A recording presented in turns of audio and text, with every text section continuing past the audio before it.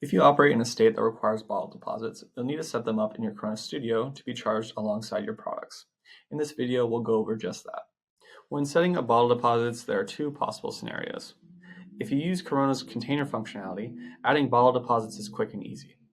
However, if your singles, six-packs, and other package sizes are set up as separate products in your Corona account, you'll need to do a bit more work to apply the correct number of bottle deposits to each item.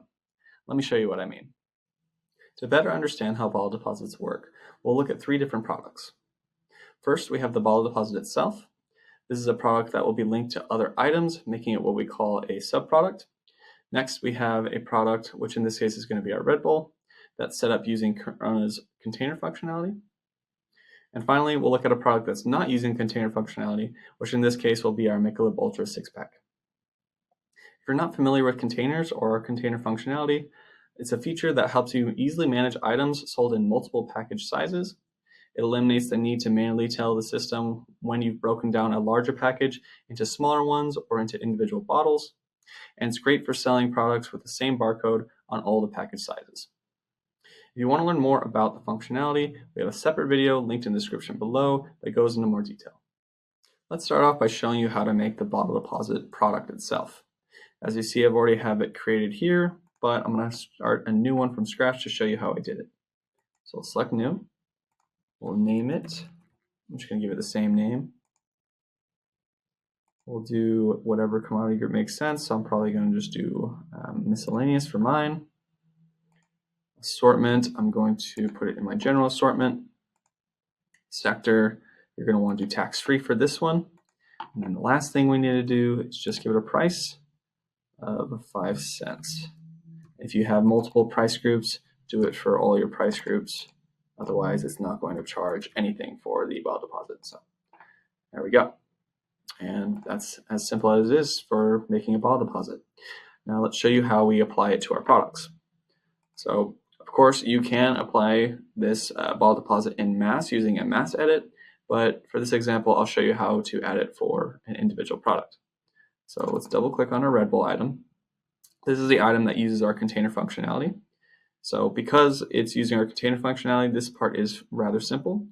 We just go down to subproducts. We select add new subproduct, type it in. Bottle deposit 5 cents each. It's going to be quantity 1 for this one. I'll hit confirm. Now the reason it's quantity 1 is because the system tracks this product by each individual can. So in this circumstance, if we were to sell a single Red Bull, it would charge 5 cents for that one Red Bull under the bottle deposit. But because it's set up with container functionality, if we were to select 12-pack, it would not only increase the quantity of the Red Bull being sold, but it would also charge 12 bottle deposits for each individual can in the 12-pack. And it would scale accordingly. So if we were to back out of this and take a look at our Michelob Ultra 6-pack, this one's going to look a little bit different. So for this one, when we scroll down to subproduct and add the bottle deposit, select add.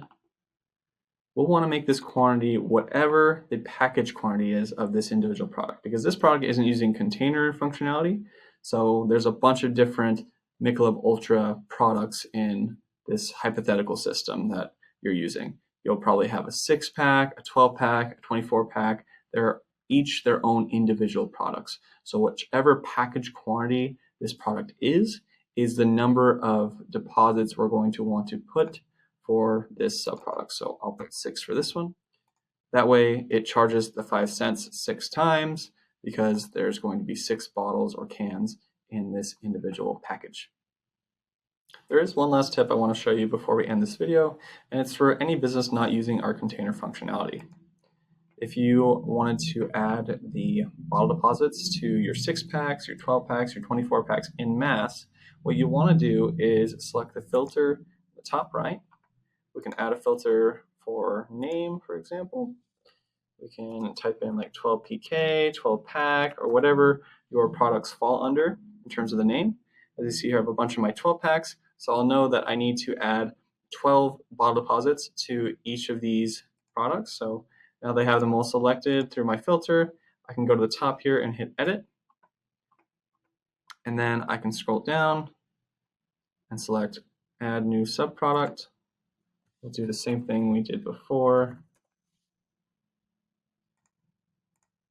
except now we'll do quantity of 12, hit confirm, and hit save, and it will apply the bottle deposit to all those products on the list at once. Once we have this all set up, this is what it'll look like on the point of sale. If I add my Red Bull product in a quantity of a 6-pack, you'll see it has the bottle deposit for 5 cents each, whereas this item would originally be $11.99. Now it is $12.29. And then if I add my Michelob Ultra 6-pack, you'll see it has a cost of $10.29, whereas before it would be $9.99. So it adds on to whatever price you currently have for those products. Thank you for watching this Corona POS Help Center video. For more information, please check the description down below, where you'll find our online manual page, as well as the contact information for our support center, and any other resources that will help you get the most out of your Corona POS system.